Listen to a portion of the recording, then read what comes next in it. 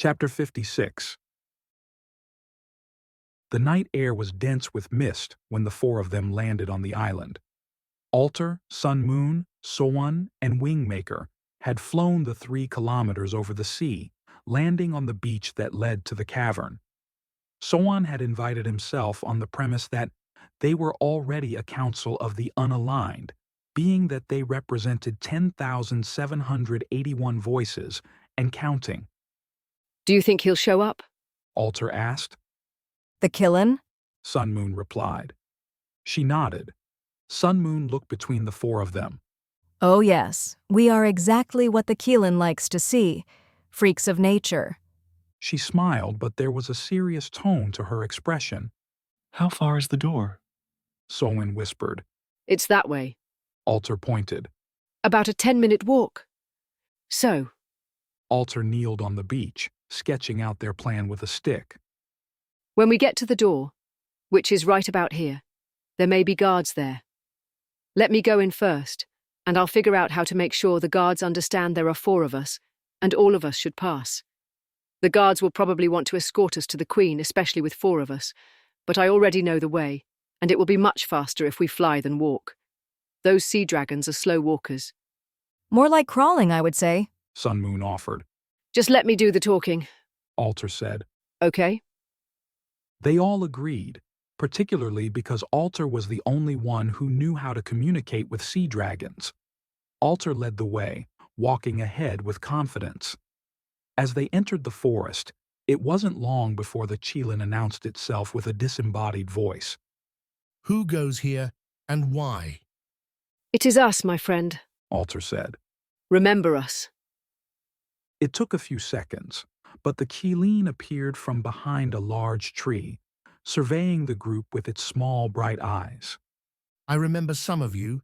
Some of you are new to me. The Qilin seemed transfixed on Wingmaker. What exactly are you? The Qilin asked, walking closer. You? I have never seen you before. If we had met 3 days ago, I would have said the same thing. Wingmaker answered cryptically. I like your design very much. I would like to have you stay on my island. You would bring a beauty to it that it lacks. This island is like a large diamond, and one of its facets is dull, not properly cut, so light doesn't quite enter or leave in the way it should. You would solve that problem. Would you stay? Wingmaker looked down at the Qilin, whose soulful, innocent eyes beamed their hope to him. Again, I have 3 days under my feet on this land. It is kind of you to ask, and I will consider your offer when the time is right. For now, we have a mission. And what is that mission? To negotiate with the Queen and King. Sun Moon said. Negotiate what? Equality. The Qilin laughed softly. How are they equal to you? We are equal in our aim. Sun Moon replied. Look, we need to go. Do you want to take us to the door? Which one? There's more than one? Of course. You don't think I would design an island with one door, do you? The Qilin snickered, twitching its nose. Follow me, It said. When they got to the door, the Qilin pointed to a large boulder about 2 meters high, 1 meter across, and about the same in thickness. They looked at the Qilin, as if to say, how would we move it? He can move it. The Qilin answered their unspoken question. I brought you to this particular door, just so I could see his powers. The stone began to rise. All of them looked at Wingmaker, who seemed to be perfectly composed. No effort, no struggle. And yet the stone moved aside silently. When the stone settled on the ground again, they said their goodbyes to the Qilin, glad to have avoided the guards. They entered the cavern like ants entering someone's home. How do you do that without any effort? Sun Moon asked as she crossed the threshold into the cavern. It is a thought. Wingmaker replied. Only a thought. I don't know how or why it works. I think it, and that thought had energy. That energy moves the object. The thought is simply the cause. That's as close as I can come to describing it. Soen was the only one of the four who hadn't already been inside the cavern, and when he entered last, Soen's eyes were transfixed on the scale and beauty of the space. Your descriptions were not kind to this place. Soen whispered. Sun Moon and Alter smiled. The four of them huddled together tightly, and Alter glanced at WingMaker. Do you want to do the honors? Just go where I point. With that, they all held hands in a line and began to rise into the air, as WingMaker somehow conferred his abilities to fly to each of them without any propulsion other than his wings. He would occasionally glance at the extended arm of Alter that was pointing the way. They were an interlock of creatures, going through the windless air like fast-moving clouds. Sun Moon was to the left of WingMaker, and she whispered to him, How do you do this for all of us? Is it really just a thought? How do you breathe? he answered. She narrowed her eyes at his question, as if she was blunting its effect, but she had no answer, probably the same as he. They traveled the rest of the way in silence. As they came closer to the Queen's palace, Alter squeezed the hand of WingMaker. Bring us down there. She pointed to a small clearing, and the group began their smooth, slow, and silent descent. On the ground, Alter brought them into a huddle again. Okay. She whispered. They're about 50 meters that way. Sun Moon and I will go first. They're expecting us. Let us make the introductions for you two. When you hear us ask for you by name, then and only then do you join us, okay? They nodded their agreement, afraid to make any noise.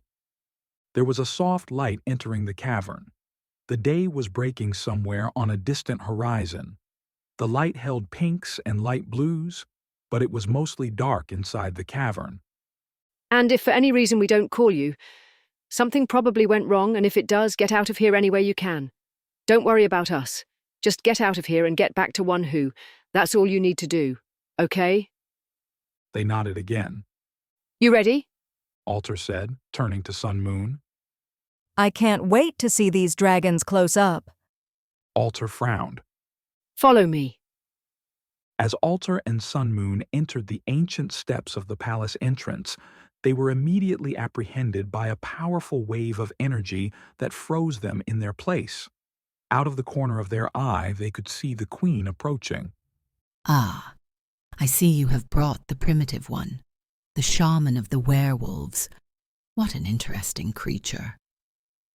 The Queen came closer, within 3 meters of Sun Moon, and then paused, sniffing the air and sighing in a deep, guttural sound.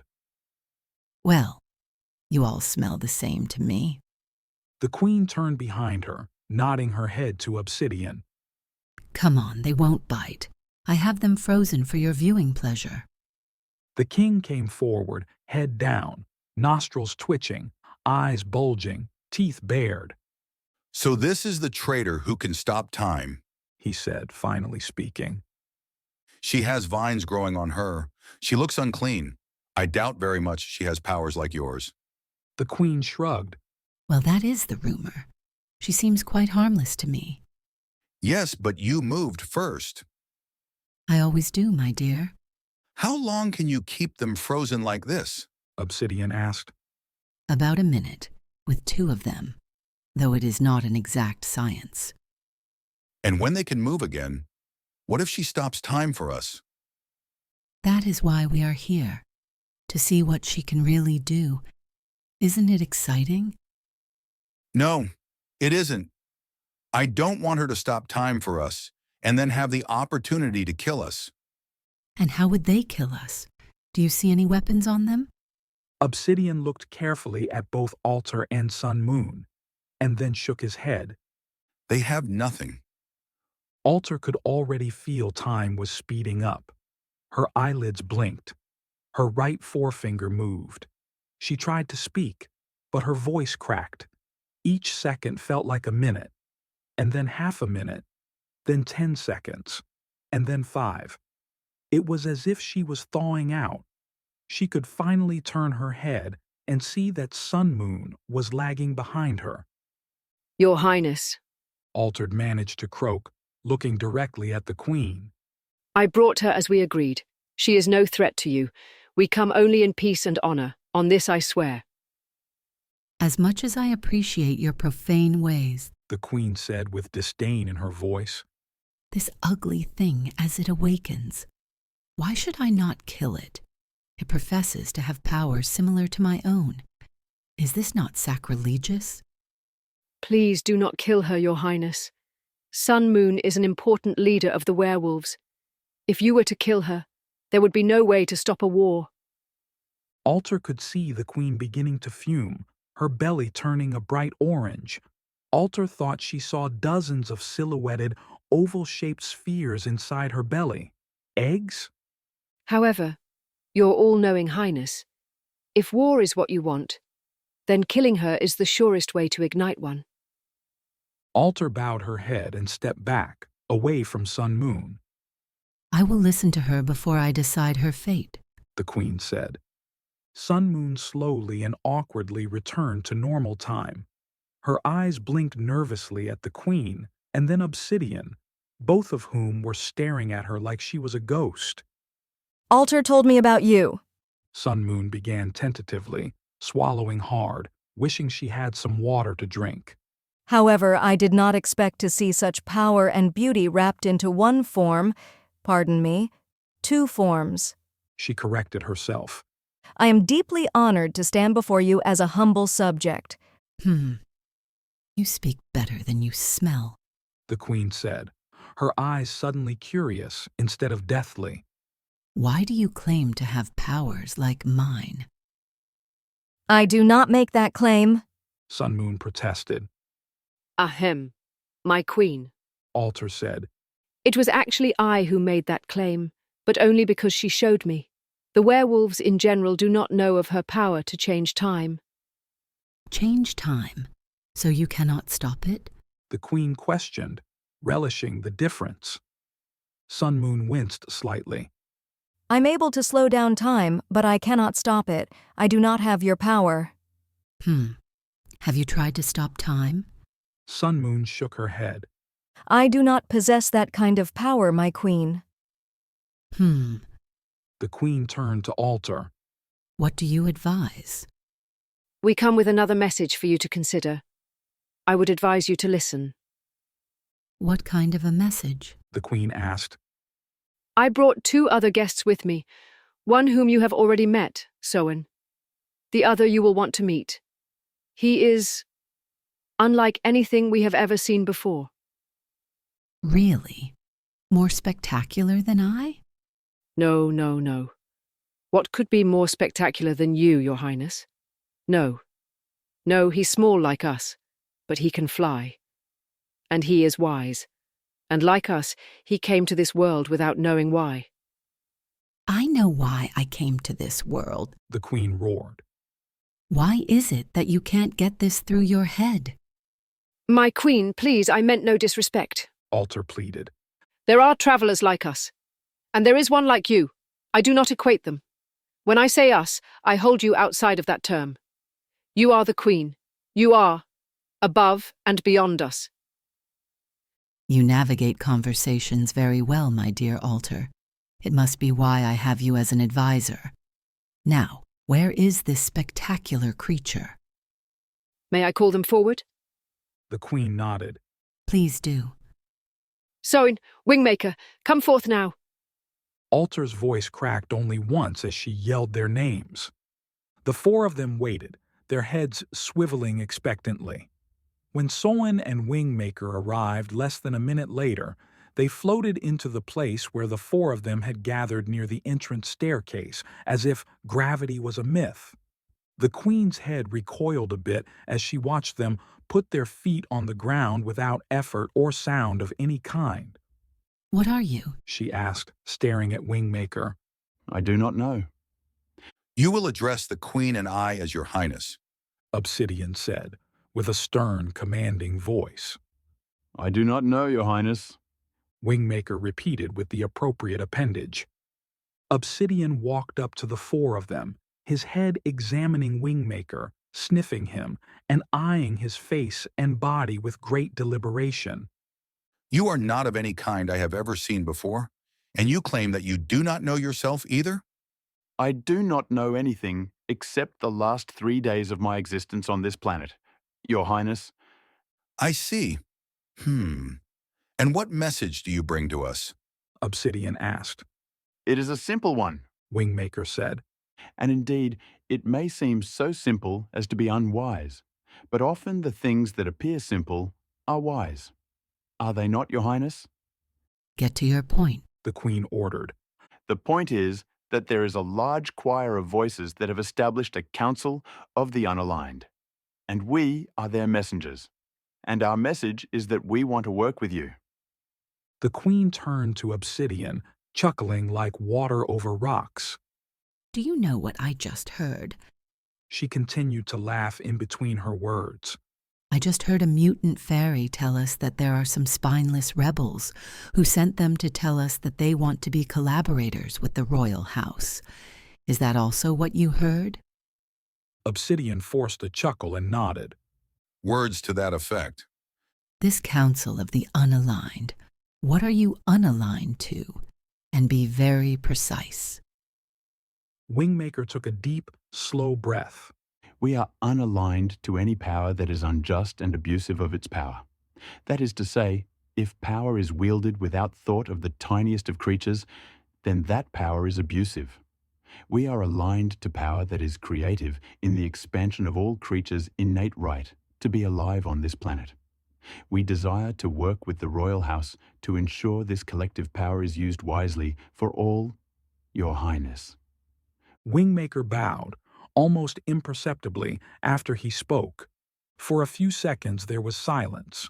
Whether the Queen was astonished by his boldness, mystified by his impertinence, or angered by his stupidity remained uncertain, but one thing was clear. She listened, and Wingmaker was still alive. And why are you here? The Queen asked, turning to Soan. As you know, we are a collective mind. We are aware of how challenging it can be to operate as a collective, where power is shared and where the good of all holds the power. We know how power corrupts, because it has corrupted some of us, who sought to sway opinions for their own purpose, their own plans. We believe that the power inherent to the royal house should have more than 2 chairs at the table. It should have chairs of the unaligned, and we should find a way to bring all of our various talents and creativity into alignment. We believe the only way to align differences in the expression of power is to be attentive to the other's needs, to share the power, and also to use the power as an expression of equality. This requires that we all work together for the same purpose, Your Highness. And what is this purpose you propose? To expand our knowledge, to expand our shared prosperity, to expand our sense of justice and fairness, to expand our wisdom, to expand our love. The Queen smiled sweetly, yet behind the smile was a metallic tone in her voice. The thing about power is that when you hold it, it is like holding the most beautiful jewel in all the world in your hand and not wanting to share it, not even giving another soul a single peek at its beauty, for fear that they will covet it and try to steal it. Do you not understand? Power, once held, cannot be shared. Furthermore, only the naive believe they can touch power and realize what to do with it. This ability to exercise power properly is only held by those who possess a godly state. This is precisely why power is in the hands of the few, not the many. If the many had the power will surely end up being wasted or misused. So, my little council of the unaligned, I have heard your message, and I find absolutely nothing in it that benefits me. It only proposes to siphon power away from me. It is as if you walked up to the sun and asked it to dim its light. How could it? Why would it? Her face contorted as she spoke. She turned to Obsidian. What do you advise, my dear? My previous advisor seems to have joined another council, so I am looking for a new one to advise me. So, please, what do you advise? Because my instinct is to solve this problem by eliminating its messengers. Yet at the same time, I do not fancy a messy war, and it would seem a shame to destroy a creature like WingMaker, who would make such a fine subject. Obsidian suddenly turned serious in a way that none of them had seen before. He raised his head and looked in every direction. Then he lowered his head, eyeball to eyeball with his visitors, who all stepped back subconsciously as he drew near. Tiny sparks were emanating from his nostrils, and all of them could feel heat billowing from his coal-black scales. His tail wrapped around the queen like a protective cloak. I and the Queen are one. Our children will be one with us. We, and we alone, will be the purveyors of power. There will be no misalignment because any creature that is misaligned will die to the fires of my breath. Their flesh will melt. Even their bones will melt in my fires. I will leave no doubt as to how one becomes aligned to our purpose. Thus, I don't see how your council has any relevance. Do you agree to abandon your council? His question, no doubt, had only one answer that afforded a continuation of life. The queen clasped her front appendages together, excited by what she heard. Well said, my dear. I would add only one thing. Should you decide to hide your counsel and still meet, you should know that we have spies everywhere, and there is truly no place for you to hide. Understood? Obsidian retracted his head a few meters. Your answer, now! WingMaker stepped forward. You said a moment ago, Your Highness, that you didn't see a single thing that was to your benefit. May I suggest that there are benefits, and that these benefits have nuances and subtleties that at first don't present themselves. So, if you are willing, I will try to push them into the light a bit better, so you may see them for yourself. Your Highness? Are you suggesting that I am dense? The queen demanded. No, Your Highness. I consider you a highly intelligent creature, probably far more intelligent than any of us gathered here. I am merely suggesting that the benefits of working with us, the Council of the Unaligned, is exceedingly subtle. You see, it was up to me to make those benefits visible to the royal house. I did not do my job. For that, I apologize, Your Highness. The queen stared at WingMaker for several seconds. Her expression was cold and calculating, but there was curiosity hiding behind her eyes. WingMaker hoped to spark it and bring the queen's curiosity out before she decided it would be easier to simply kill them. War be damned. However, the heat in Obsidian's belly was glowing bright red, and that sign was never a good one. It was like a sign that read, "You have a few seconds left to live. Live them wisely." How can one live wisely with just a few seconds?